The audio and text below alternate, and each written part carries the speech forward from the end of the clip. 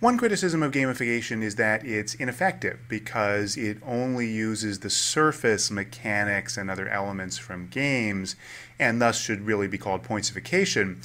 A second criticism is that gamification is potentially too effective, that it can be used to get people to do things that aren't necessarily in their interest. And that criticism goes by the name of exploitationware. I've already shown you some examples in this vein when talking about enterprise gamification and the concept of playbore or coerced play. For example, the leaderboard for the housekeeping staff at some of the Disneyland hotels, where the employees felt like the gamification techniques were not encouraging and motivating them. In fact, they were controlling and manipulating them and forcing them to compete more aggressively just to keep up. That's an example of gamification being used in a way that potentially is exploitative as opposed to encouraging and supportive of the employees. The term exploitationware was coined by Ian Bogost, who's a noted game designer and researcher at Georgia Tech University, in a post that appeared on his personal blog and also on the games industry blog Gamasutra. Here's the URL to the personal blog version of it. And he essentially made two arguments. One was that gamification, if people like Margaret Robertson say it's an inadvertent con, it's accidentally misleading people about the nature of games, Bogo says no, actually it's an intentional con. Gamification is a way to try to make people think that their job doesn't suck, even when it does. So gamification, he says, is inherently a technique that can be used as a way to confuse people and to make them ignore the real conditions of their workplace, as opposed to focusing on the actual compensation and meaningfulness and rewarding aspects of the job. The broader point, though, that Bogost makes in calling gamification exploitationware is that it fundamentally undermines the nature of economic and social exchange between workers and their employers. And his argument goes like this. He says, gamification proposes to replace real incentives with fictional ones.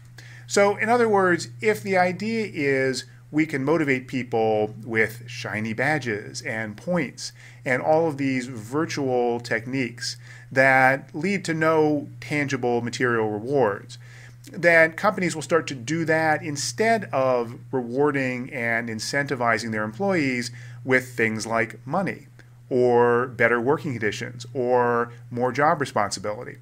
And his argument is that essentially this undermines the bargain between both sides, because the workers are still giving up their effort and their productivity, but what they're getting in return is something that is ultimately empty. Maybe for a little bit they feel like it's something motivating, but really what the company is doing is, again, an intentional con, is saying instead of giving you something that we know is valuable to you and which is costly to us to give, we're going to give you something that we think of as virtually free to basically trick you into thinking that you're getting a reward that's meaningful.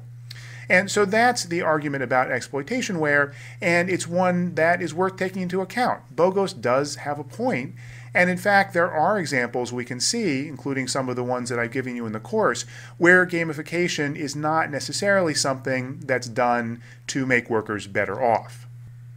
But here, as with many other examples of gamification, the real question is, how are the tools being used? The same context can be used in exploitative ways or in ways that are healthy for the workers.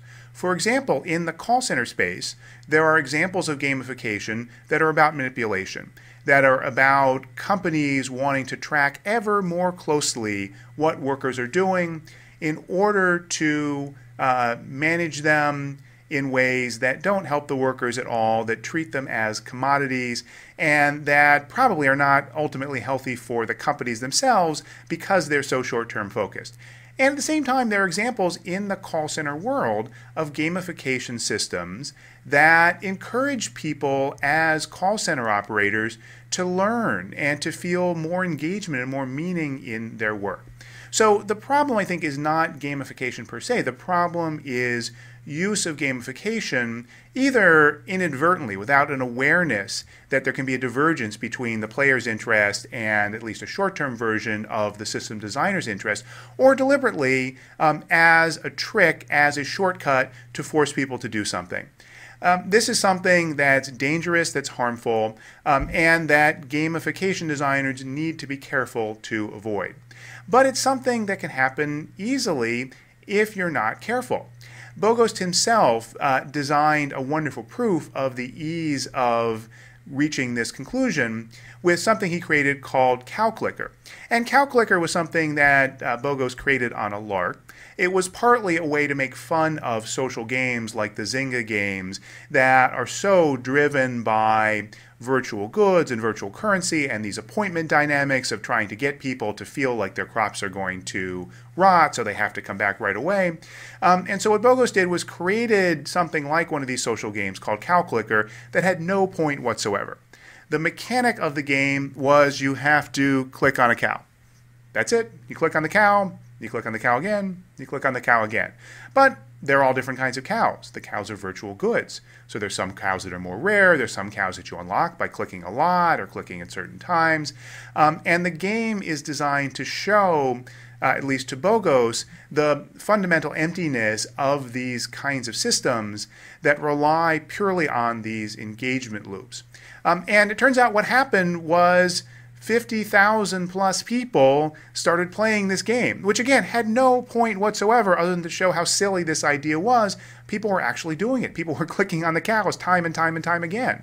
And ultimately there were people topping the leaderboard with vast amounts of the game's virtual currency, which could only be accumulated if they had clicked hundreds of thousands of times on these cows. So clearly, people will do surprising things, things that may at first glance make no sense if they're drawn in by these kinds of habit-forming, engagement-based systems. That's part of what can make them useful, but it's also what makes them dangerous. So in designing gamification, the first step in the process, the first step in the gamification design framework that I gave you is to focus on the business objectives. What's the purpose here? What's the purpose of encouraging people to take some action? How does it really tie to a deep, important business or other goal? And the second thing is, who are the players? It's critical to focus on the people who are involved in the game and not to treat them just as automatons that are forced or suckered into participating in this activity, which doesn't really benefit them. So exploitationware, like pointsification, is a legitimate criticism, is one that successful and thoughtful gamification designers need to take into account, and is one that should be part of your thinking whenever you try to understand how to apply these techniques that I've talked about to a problem that you've defined.